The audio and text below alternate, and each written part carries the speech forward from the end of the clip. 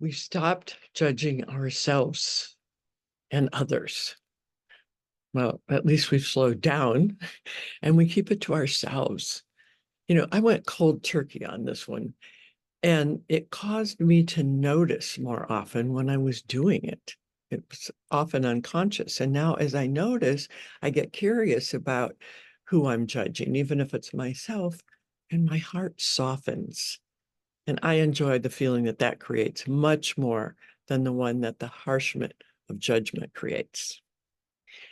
And secondly, we pay attention to our feelings and have learned to articulate them without blame. When I say, I'm feeling used, I'm accusing you of using me.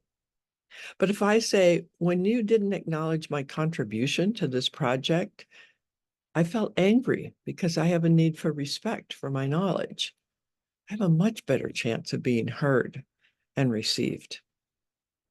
Third, we realize that old trauma is just a story in our mind. Now, I'm not saying it wasn't real, but if it's unresolved, it's in our bodies right now. And this present moment is the only place that it can be healed. And there's some amazing types of body work out there to help in this area.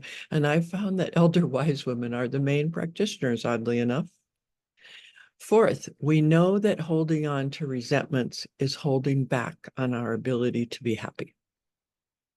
Resentments are poison in our body, and cultivating a daily forgiveness practice, whether it's from the past, it's a present, ourselves, somebody else, is just as important as having a daily gratitude practice.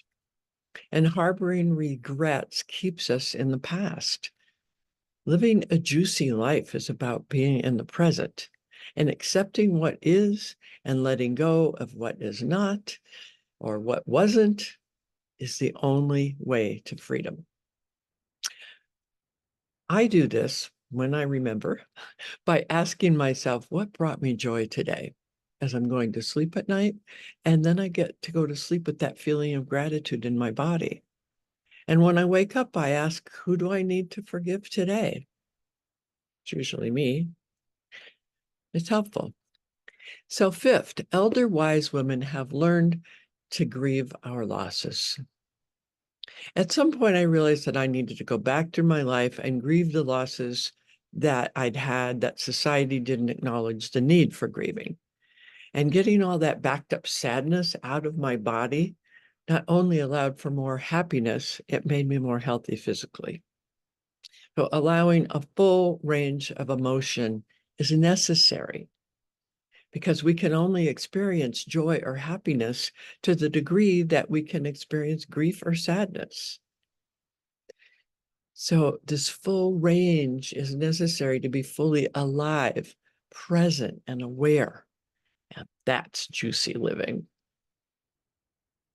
So please click like if you did like this video, and go to the page listed below for information on a free online workshop on December 11th for women who identify as elders or maybe are afraid of being elders. Thank you.